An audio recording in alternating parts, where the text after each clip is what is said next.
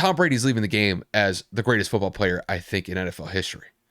And the way that I see it was he just was able to establish consistency and dominance for such a long period of time that, to be quite honest with you, Kev, I don't think we'll ever see it again.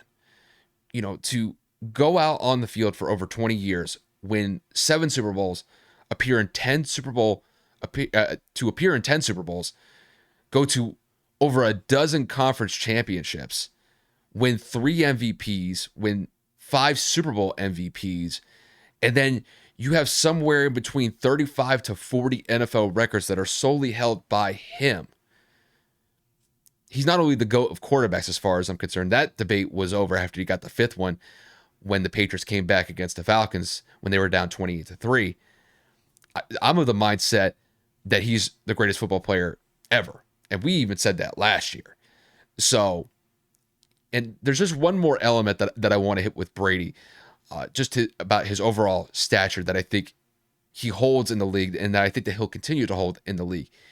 He redefined how we measure greatness in the NFL, because after Brady got his 3rd Super Bowl early in his career, there was this argument about whether or not that he was on this sort of like greatest quarterback of all time trajectory.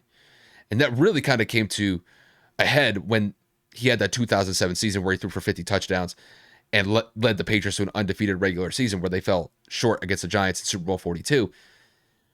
And then you keep on going, for 10 years without a Super Bowl, but still maintaining excellence that entire time. And then you finish the career with what? Going to like 4 or 5 Super Bowls within like a 6-year span. I believe he went 4-1 in 5 Super Bowl appearances from like 2015 to 2021. And he essentially shattered the mold, because before Brady, everybody measured Joe Montana as the greatest quarterback of all time. And now that Brady has 7 Super Bowls, I mean, the glass ceiling was shattered. And the way that we are going to evaluate quarterbacks as, guys that could potentially rival what Brady did in his career, you have to get at least like 3 or 4 Super Bowls to even be in the discussion. You look back 15, 20 years ago, quarterbacks that won 1 or 2 Super Bowls were in that discussion. And then Brady just took it to a whole new level. And to be quite honest with you, I don't know if there's anybody who's really going to challenge what Brady did in his career. The only person I could think of right now that's in contention for it, or at least could be in the hunt for it, is probably Patrick Mahomes. I don't think Aaron Rodgers is in that discussion anymore. Peyton Manning is one of the best quarterbacks I've seen in NFL history, especially during a regular season, but he's not the greatest of all time. You could look to other quarterbacks. I mean, Terry Bradshaw had 4 Super Bowls. Joe Montana is still widely regarded as one of the greatest quarterbacks of all time, but it's just, moving on forward, I don't know who's going to be able to eclipse what Brady did in his career. It's just that he set the bar so high that I don't know if anybody is ever going to reach it. And the fact that he played for 20 plus years, I don't think anybody's going to be able to have that type of longevity, because we look at quarterbacks that recently hit the age of 40 and even played beyond 40. You can look at like Ben Roethlisberger, Drew Brees, like they were still playing, but they weren't holding the same standard that they did 10 years prior. You could make a very valid case that Brady played better in his 40s than he did in his 20s. And the stats would indicate that he actually threw for more passing yards in his 40s than he did in his 20s. So as far as I see it, Brady's my favorite player of all time, and trust me, there's a little bit of bias that goes along with that. I'm aware of that. But to me, the way that I see it was that he was able to maintain his excellence for over 20 years. And as far as I'm concerned, there was really no dip in his overall production. Granted, this year it didn't really work out, but I don't think that was him. And I'm still of the mindset that he could play at a high level if he were to come back next year, which I don't actually see happening. I think that he is completely done with playing football in the NFL. But no, as far as I see it, Brady's the GOAT, not only of quarterbacks, but I think in the NFL. So, we're 100 plus years in the NFL, and to witness what Brady did game in and game out for pretty much my entire life at this point. Honestly, it's a tip of the cap to the guy. The guy was phenomenal, and for the fact that he did it so long, I don't think anybody's gonna.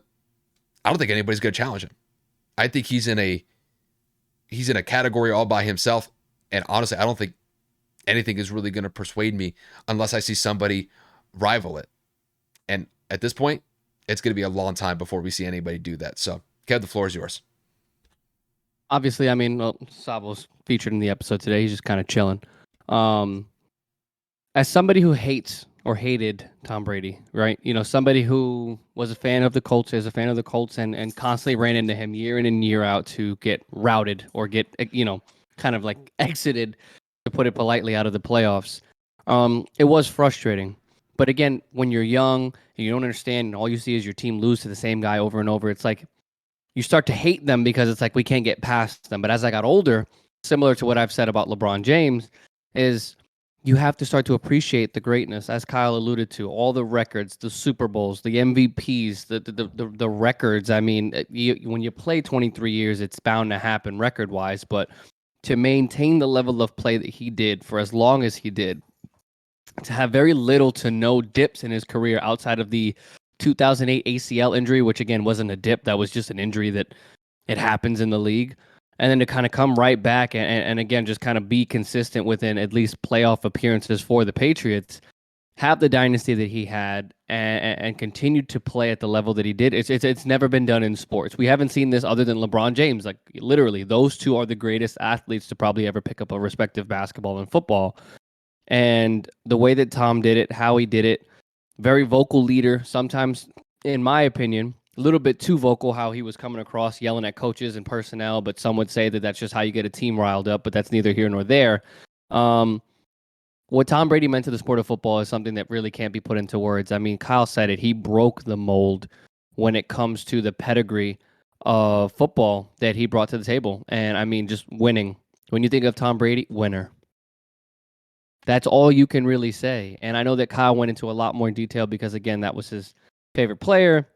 He was on his team, so he can give a lot more of an emotional connection to him. But as somebody that appreciates sports, as somebody who loves the game of football, whenever you think of football, you got to think of Tom Brady because of what he's been able to do for the NFL, for his career, for two organizations. I mean, when he came to Tampa, everybody was like, oh, the system, it was all Belichick. It was all the New England Patriots and da-da-da-da.